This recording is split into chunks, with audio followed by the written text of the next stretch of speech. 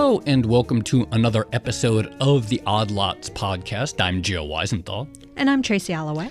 Tracy, we've covered so many different aspects of supply chains and logistics over the last couple of years. Mm-hmm. I think our first supply chain episode was late 2020 when we first started noticing that the cost of shipping goods from China to the U.S. it seems a little high.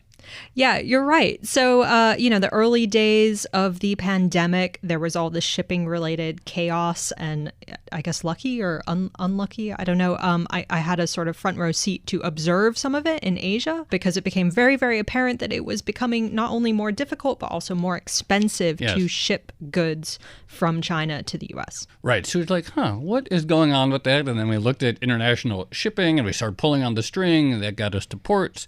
And that got us to trucks, and that got us to everything else. But we pulled the thread until you always think there's going to be nothing left. And then you find something around the corner, right?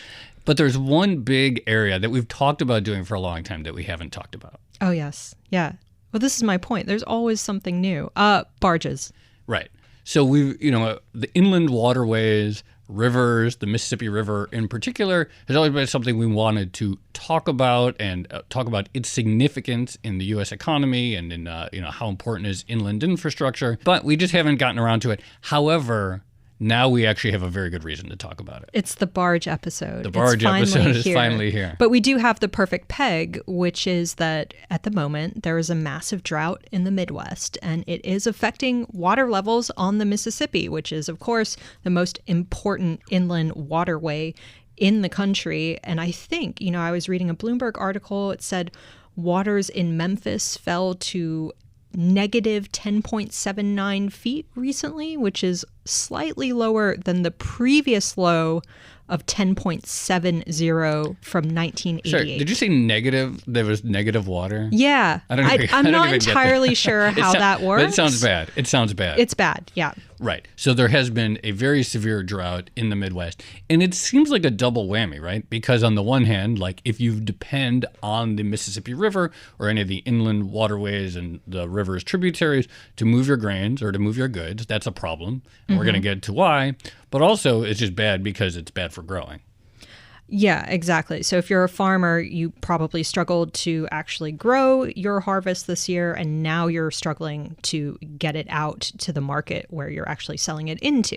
So yeah, a double whammy. And also, we're going to be speaking a lot about grains on this episode, but there are all types of goods and resources and commodities that actually move up and down these pathways on the water. Right. So we're going to do this episode a little bit differently. We're going to break it up into two different sections.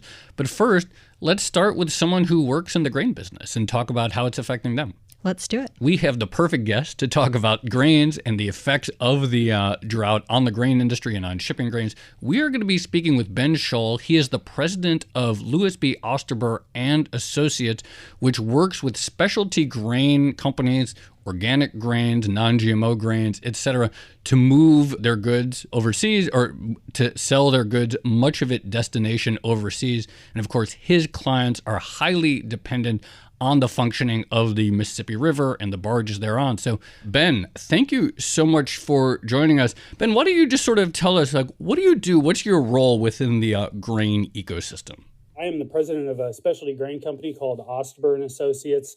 We buy specialty grains, non-GMOs, and the like, and export them to Japan throughout the river system in the United States. I also come from a family farm, so I have a little bit of a farm background, and we are involved in production agriculture in central Illinois in the production of specialty grains. So as a jumping off point, we talked a little bit about this in the intro, how bad things actually are on the Mississippi at the moment, but give us your sense of how things are at the moment and how they stack up against history. Well, this is certainly, I've been doing this for about 16 years, certainly the worst I've ever seen. As I talk to some of the other veterans and people with a little more experience shipping on the river, it seems to be about as bad as we've had since the 1980s. A lot of people are citing 1988, matching some of those records. 2012 was a dry year. We had some low water we had to contend with, but this is a lot really new compared to what we've been dealing with in the recent history, which is high water. That's interesting. So it's a double whammy. So if you're producing grains in the Midwest, you're contending with I imagine drought is extremely bad just for the growing of grains, and then the actual logistics. Yeah, so we're kind of beholden to the weather all year round, especially if your main market is the export market, which for most would be on the river and river tributary terminals. We are usually pretty consistent on the river with river levels, but we usually have to deal with low water in the fall, high water in the spring, and it's just something that we usually have to keep an eye on. Very rarely does it get parabolic in a situation like we're in today. Can you talk to us a little bit about the life cycle of a harvest, or I guess the supply chain of, a particular grain is grown in a field on a farm and then it goes down the river and it ends up in an export market like Japan or elsewhere? Like, how does that process normally work, and where are these sticking points now?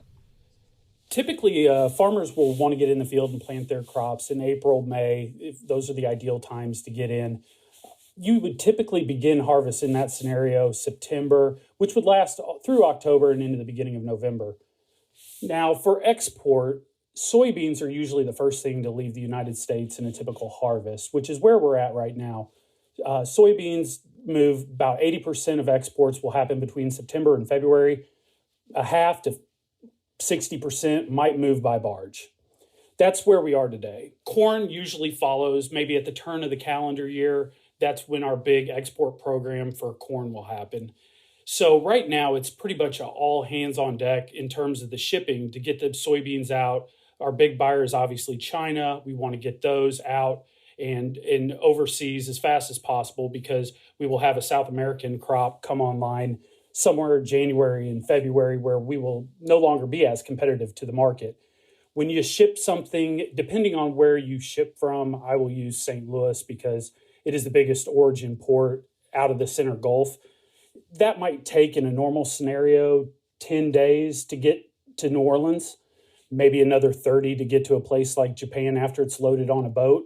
Right now, what we're seeing is at least double the amount of time to get from a St. Louis to a New Orleans, but that varies day by day. There are landmines and pitfalls all over the place on the river right now. It's legitimately a day-to-day situation.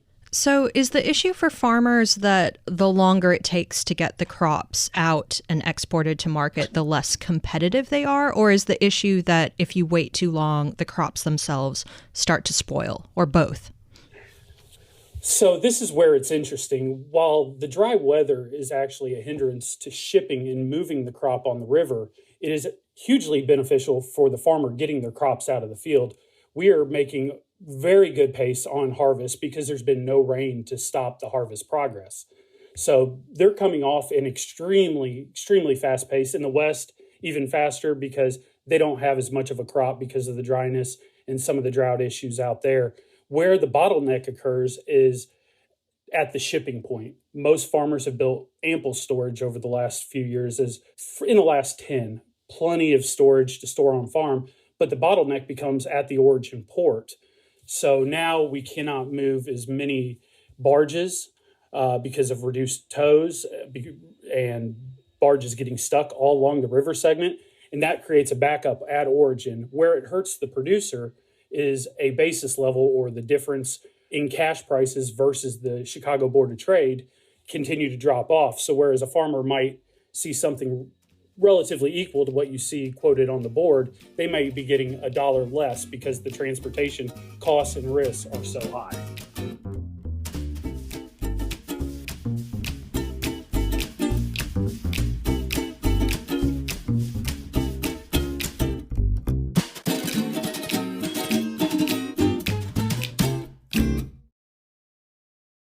Can you talk a little bit more? You mentioned the logistical landmines right now. What actually happens in low water, and how does it slow down the shipment of these goods or the grains?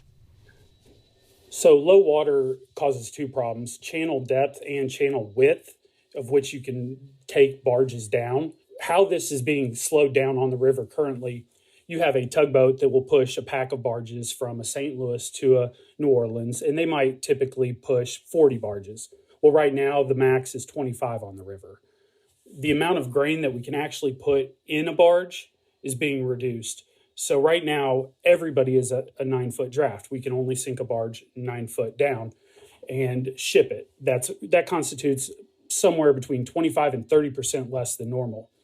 Some of the other issues, longer turns, where a lot of people are running daylight only hours right now, which means that primarily the reason for that is so they can dredge or dig out the bottom of the river at night. So it just continues to make longer turns down to the Gulf and back. We have stoppages, which are day to day. It could be 5-6 blockages on any given river segment. And all of that really, you put all that together and what that means for shippers and grain dealers and people that move product on the rivers, higher shipping costs. So what are farmers actually doing to offset some of these issues? Like, have they potentially built up? I mean, I guess if you were prepping ahead of time for climate change and major drought, maybe you would build up your storage capacity, for instance, so that you could store a lot of your grains if you can't move them. Are there things that farmers can do to offset some of these challenges? Well, farmers, you can always price ahead. You can price before the issue gets here. This issue really started, early in the year, but it really came to a head in September and October. So there are ways to mitigate that risk by pricing ahead, taking some of that risk off your table. You also have a huge buildup in storage on farm. So a lot of these producers can tuck away the grain until there's a more beneficial river system, a better chance and a better opportunity to sell better values once we get some of these issues sorted out. Do farmers have any alternative ways of shipping goods? Is there any rail or trucking nearby? Or do any of them have that option when they can't get a spot on a barge? Absolutely. Farmers, by and large, have their own trucks. They can move their own product. There are rail houses. Rail, even before these river issues, was pretty taxed, and they've had their own issues and performance and otherwise in certain markets, in certain parts of the U.S. So I don't know that rail is in a position to really help out the river market. And we already have a huge demand pull by rail to move corn and beans and other products to the west, where we had a substantial drought, and to the southeast, where there's good demand for railed in product. And it really isn't economically feasible to truck your grain to the New Orleans, which at the end of the day for export is where all this product needs to be. It's really a sit and wait, look for other markets like a rail house, look for other markets like ethanol and feeders, and just if you need to move grain, find something else other than the river at this point to find a home, because the values will be much better to the producer. So this is one thing I was wondering, actually, we're talking about moving things like soybeans down the river so that they can get exported to markets like China and elsewhere.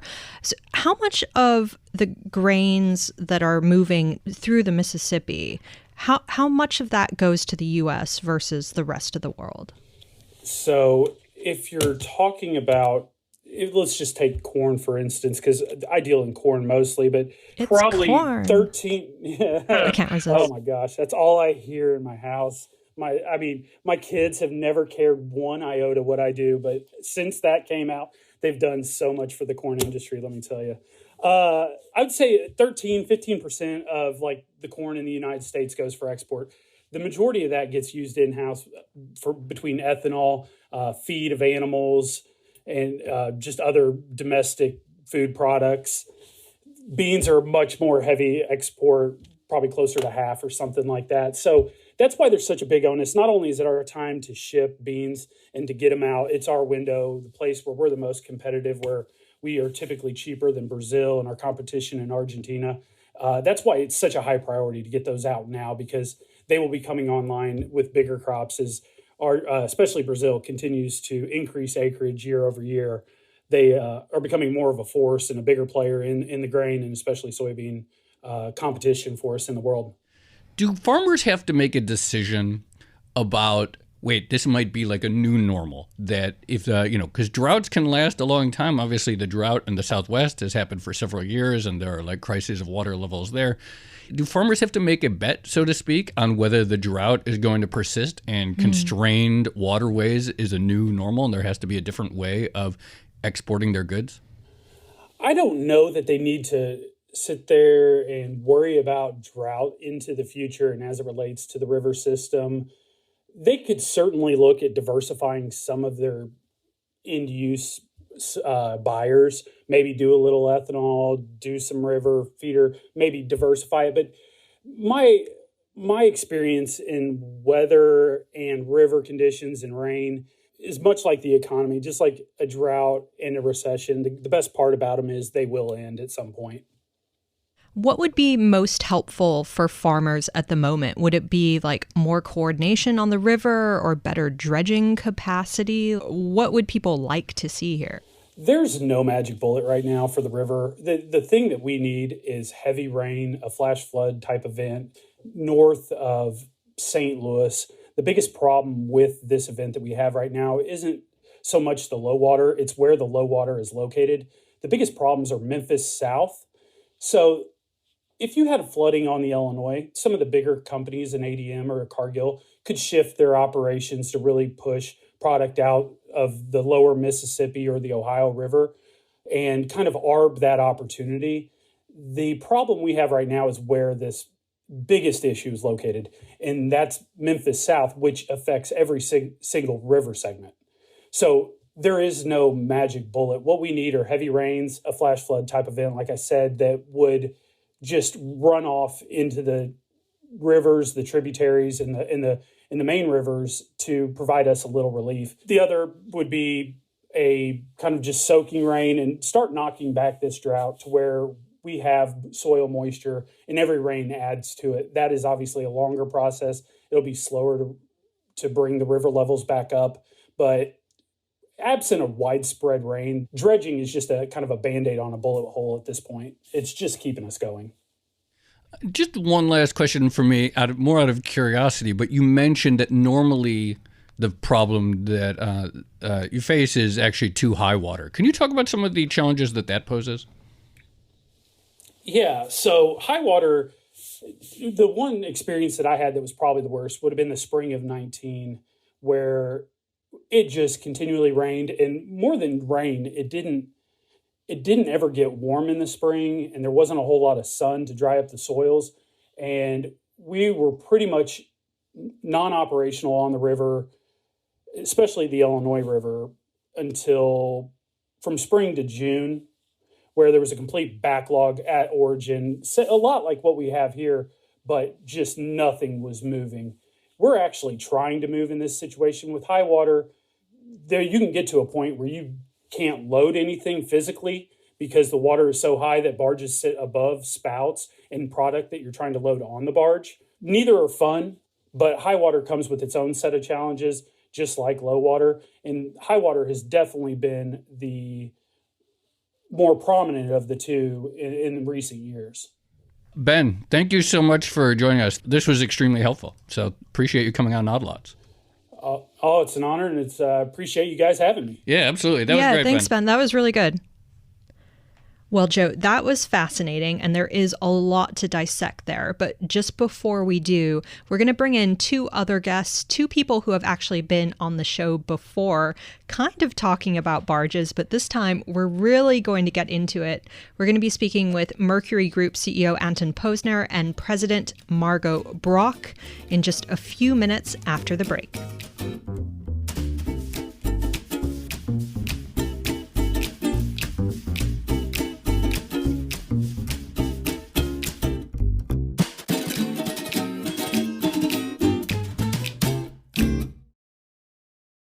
So we're back, and we are continuing our discussion of the Great Mississippi Drought and what it actually means for the economy, for transport and logistics.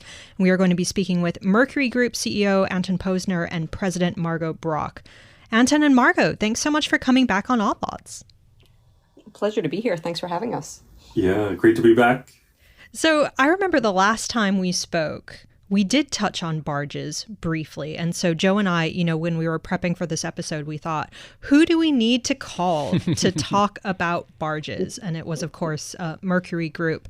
Just to begin with, give us a sense of your connection to the barge business. The river business is a huge part of Mercury Group business and has been since our inception. Of course, millions of tons of commodities and cargoes move on the river system every year, northbound, southbound, east and west throughout the Mississippi River, Ohio River system. So it's been a big part of our business, primarily moving import commodities coming in via New Orleans and Mobile, commodities like steel and aluminum and lead and zinc and raw materials for the steel and metals industry.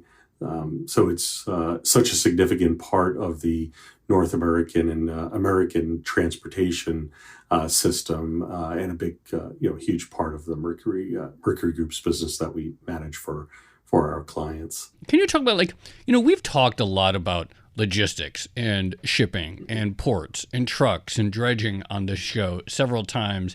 But just how significant, I do feel as though inland waterways specifically do not get that much attention, I guess maybe outside of when they're in crisis, but how significant are they? To what degree do people need to appreciate the importance of our inland infrastructure? That's a great question, because I think it is such an unknown in this country. For people don't understand how extensive the river system is and how much of the U.S. gets fed in and out of materials on the river system. And, Anton and I are East Coast based people, so I didn't grow up on the Mississippi. I didn't see barges moving on the Mississippi, and I didn't know they existed growing up. And even Anton and I, who went to Merchant Marine school, came out as licensed third mates. Even in college, we didn't talk about it. We talked about ocean freight and bigger scale. The river system is tremendous. And the amount of commerce that runs inbound, it really runs the gamut. There's barges that move liquids. There's an incredible fleet of barges that move dry materials inland.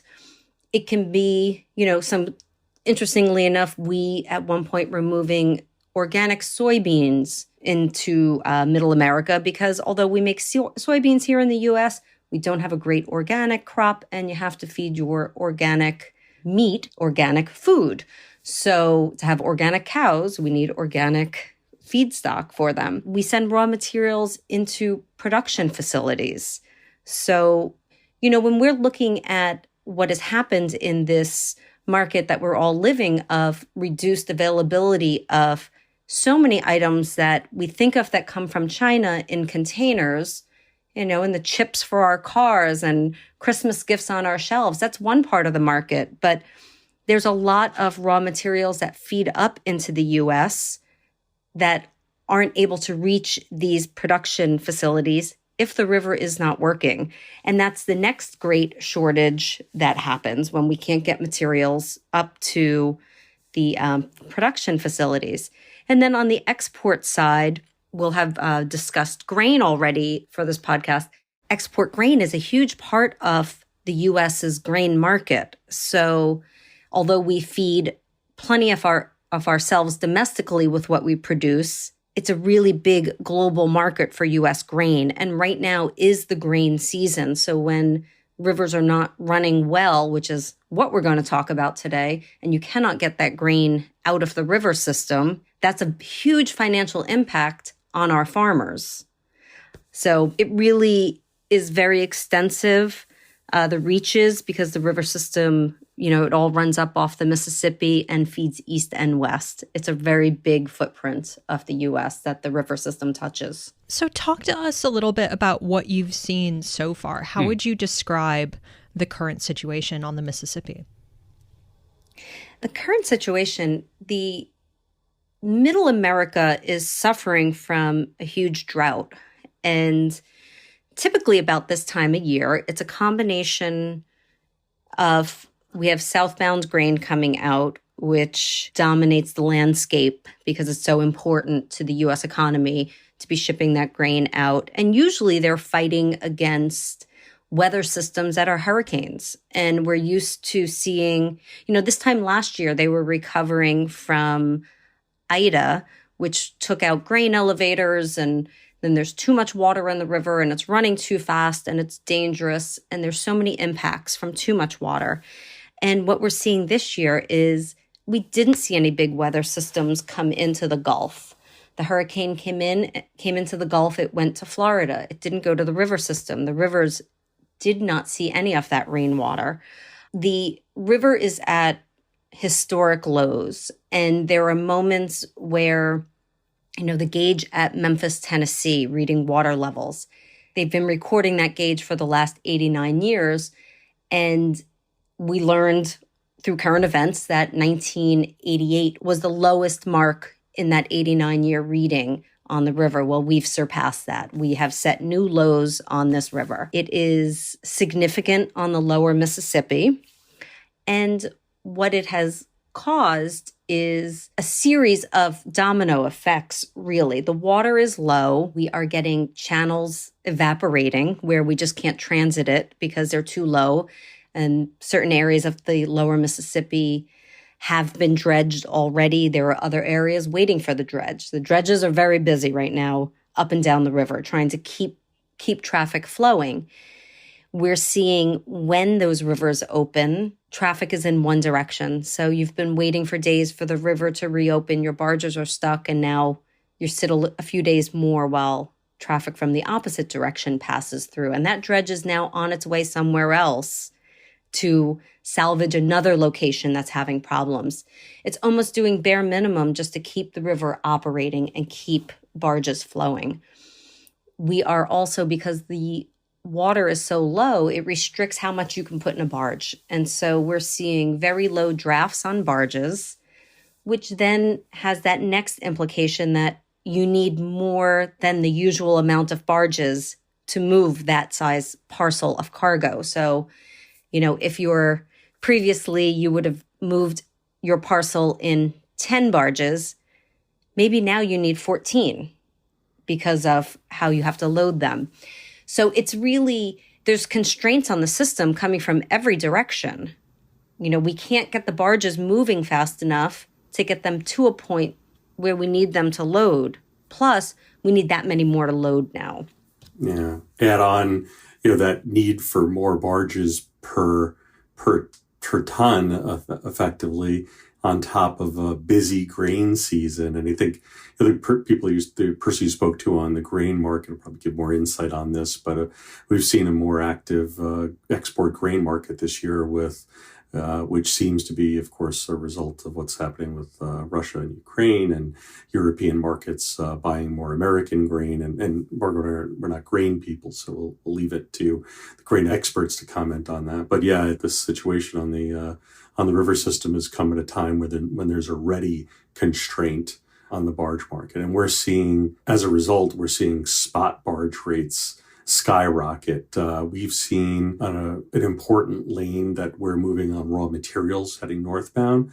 We've seen spot rates for October in the range of 9 to 10 times what the annual 2022 contract rate was for that particular move. And we were lucky to be able to find that. Tracy, I just found we have USDA U.S. river barge grain spot rates on the terminal. Oh, so we do. For St. Louis, Missouri. Yeah, we do. So, in fact, it's very clear what Anton just said. So, going back to August, we were at 15. I'm not exactly sure what $15 per short ton. So we were at 15, and it got as high as 106 in early October. So really an extraordinary rise in spot barge prices. Wow. All this chaos on the Mississippi, and a lot of this is sort of reminiscent of the shipping chaos that we were talking about in 2020 and 2021. But what exactly can be done to alleviate this, if anything? I know there's some dredging activity going on.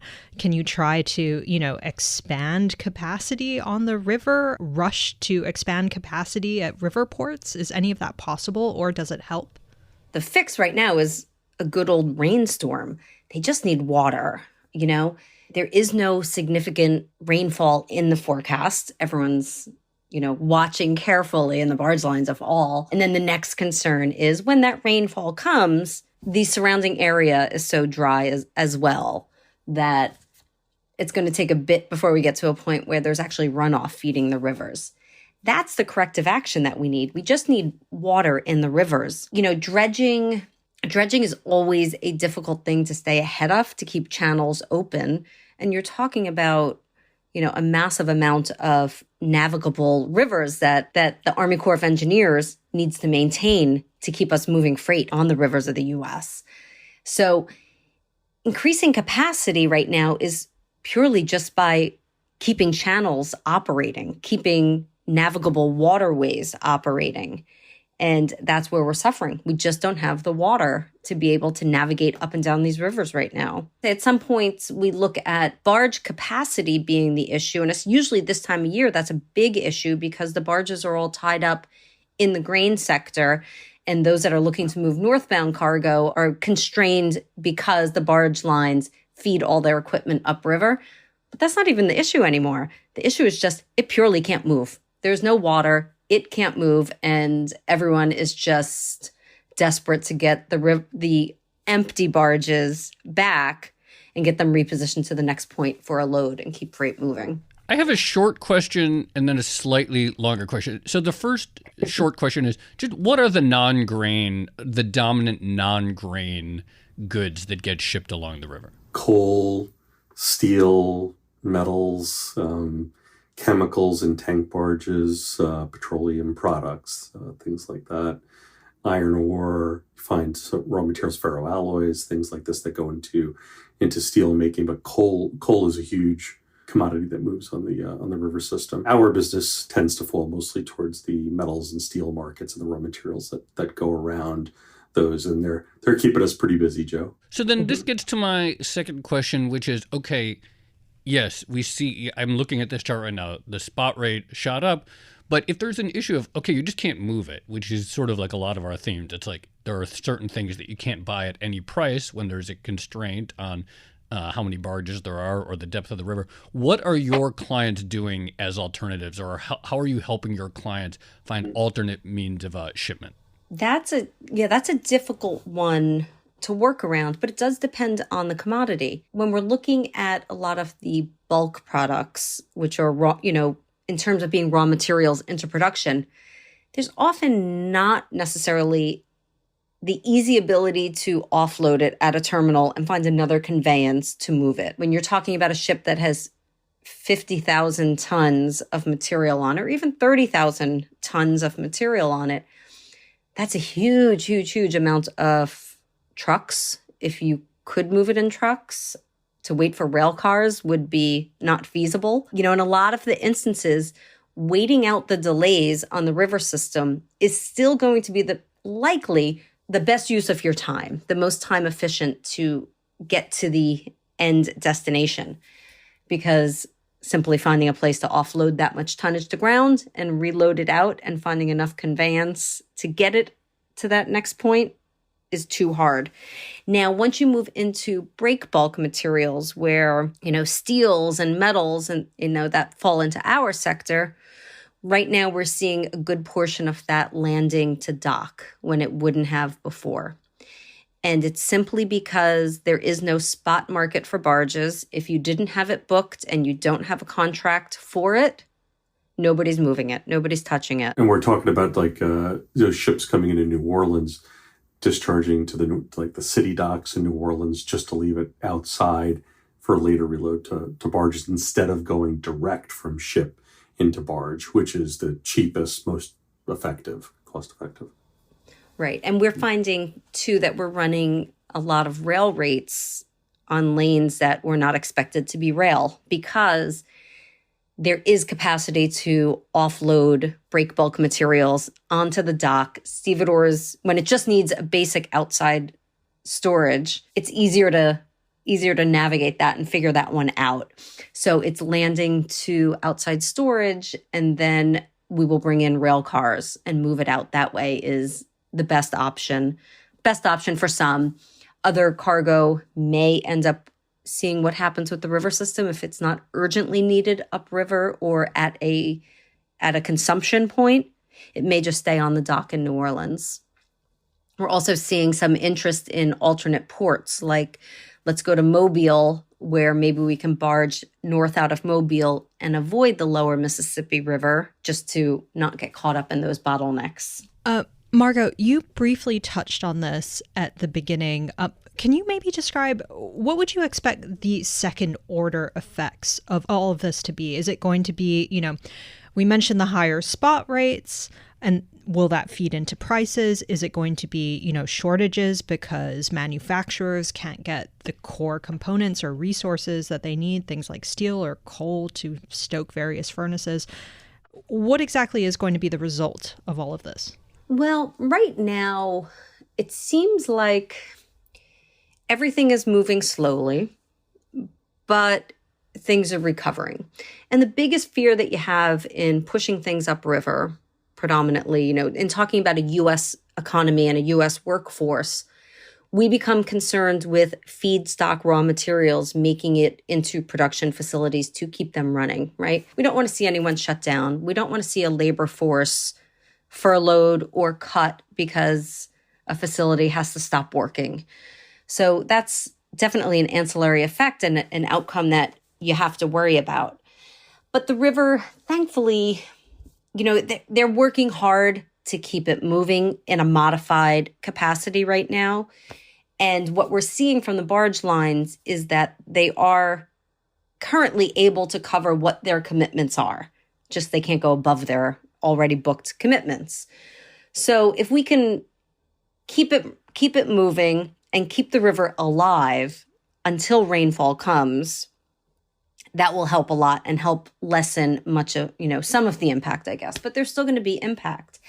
And I think, what we're anticipating is barge contracts run most commonly. If you're on a contract, it's following a calendar. So we're coming into that time where we should be negotiating for 2023 contracts, but nobody's talking about it yet. The spot market being 8, 9, 10 times what the contract market is not a good time to be talking about, hey, what do you think you want to price me for 2023?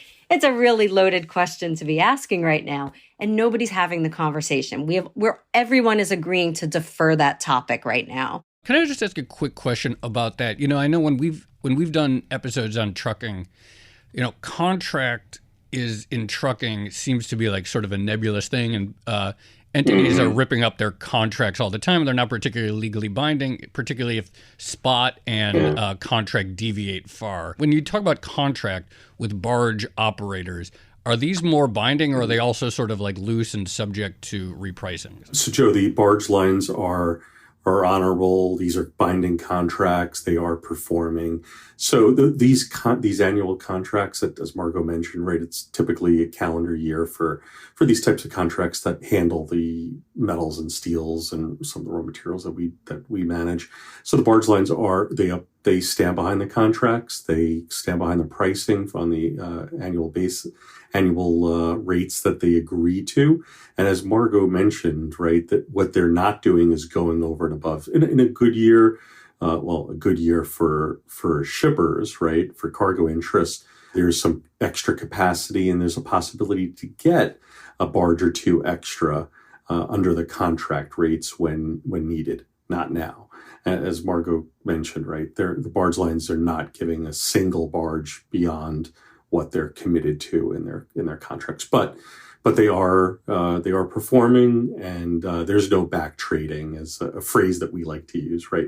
No back trading. And Joe, as you mentioned, right, with the truckers, a whole different world of what a contract means, but in the barge world, a contract is a contract, and the barge lines are sticking to that.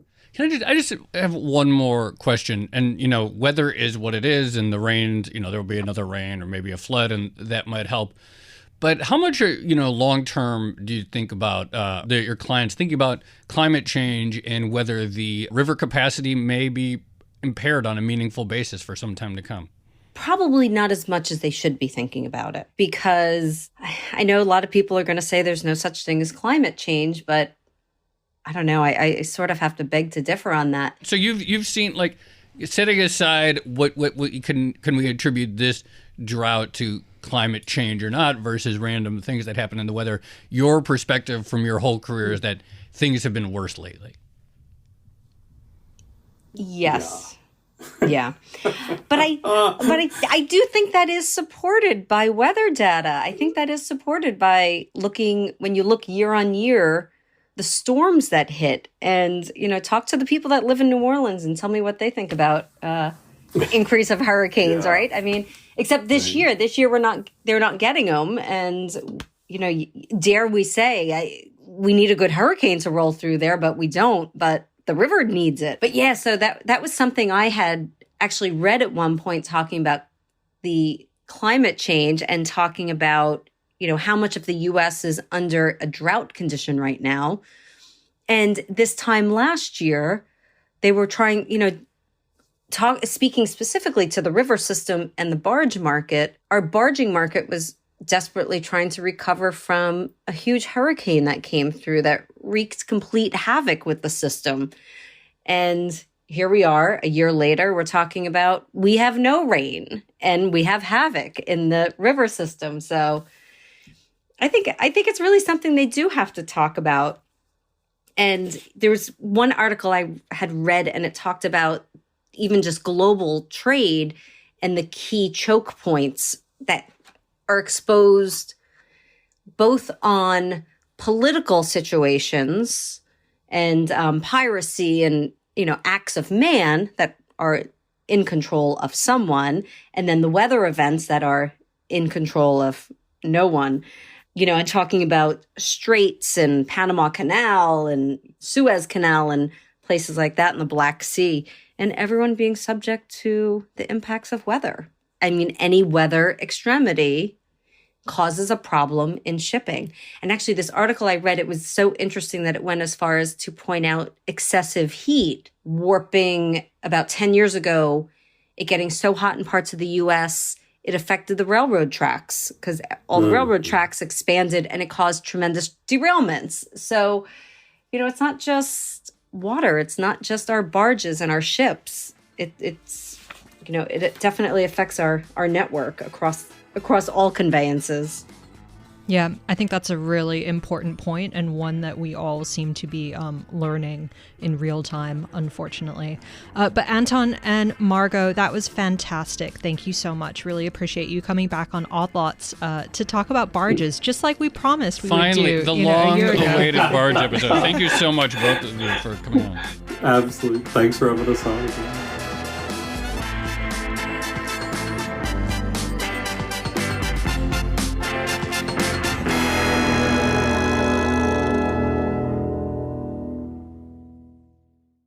So, Joe, I'm so happy we finally did the barge episode. I should say, I've been reading a really good book on barges lately that a listener actually recommended. Oh, really? Yeah, it's called Brownwater Boating by Dean Gabbert. Anyway, if you want to learn more about barges, you should definitely check that out.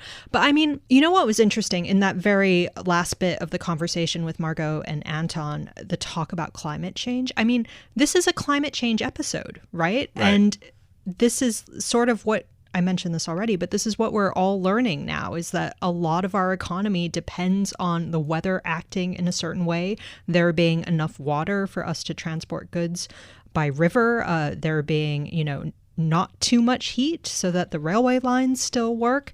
And we're kind of discovering all these vulnerabilities in our transport and infrastructure as climate change worsens. Yeah, I'm thinking also back to that episode we did earlier in the year with Alex Turnbull, and we were just talking about energy and, the issue of nuclear plants even that need a certain amount of cool water to, That's right. To cool down. And if the rivers are too warm, then that doesn't work, etc. And so, we really see that like certain things we take for granted, like the smooth operation of the Mississippi River, or just the idea that there's going to be cool water for nuclear facilities is not something that we can just take for granted. But it is interesting, and it really does seem like the inland waterways, the Mississippi River, it kind of feels like old timey, right? Like if you hear, what does the Mississippi River conjure up? Like some sort of like old riverboat, right? Yes, riverboats, casinos. And like who's one of those authors who like wrote books about that time. You don't think of it as being like all that vital like these days, but obviously it really is. Yeah. Was that Mark Twain? Was that the I was one? going to say Mark Twain. Like, come on, Mark Twain, That guy. riverboats, Yeah, Mississippi, that rafts and going down the Mississippi. Okay. But seriously, if you like that topic, you should read that barge book I will. I just mentioned. The other thing that struck me is it's not even like we need more water. It's that we need water in a specific pattern. So as Ben was mentioning, you either need a downpour sort of upriver that then flows downstream, or you need a prolonged rain that softens the ground like further south and then flows into the river. And then the other thing that struck me was that even if you get a disruption like this and it's relatively short-lived, to Anton and Margo's point about the contracts, like the way those work basically means that this disruption can have this lagged effect for many, many months to come, even if it only like is extreme for 2 or 3 months. Right. The chart is really extreme. It's come down a little bit, those spot prices. But, as they pointed out, like nobody wants to enter like contract renegotiation season now with the levels here, because where do you price things? I also like, what did Anton say? Something about how in the barge business they take their contracts seriously. Unlike those truckers where they just rip them up. In the barge business, a contract is a contract. Words to live by. Yeah, live like a barge operator. Just the other thing, to Ben's point about how, look, price is one thing and capacity is another thing. And if you don't have the capacity, then you have all these issues. You have various terminals that aren't equipped to move things at different spots. You have more storage at the ports because you're just waiting longer for the barge to come and move them. I mean, it's a real mess. And again, it's so interesting in the broad sweep of things that we cover, because there are clearly things that are sort of macro, right? Like inflation generally probably is a macro story. But this really does seem like one where it's a lot of bad luck. Yeah. On top of the Ukrainian grain situation as well, which we've already spoken about. And the booming demand for U.S. domestic grain. So it is connected. And to Margo and Anton's point, the booming demand for grains globally also means that there's less capacity for non-grain goods like the various industrial commodities or coal or iron that they were talking about. So it really is it's kind of a perfect storm. I knew you were going to say that. It does seem like it.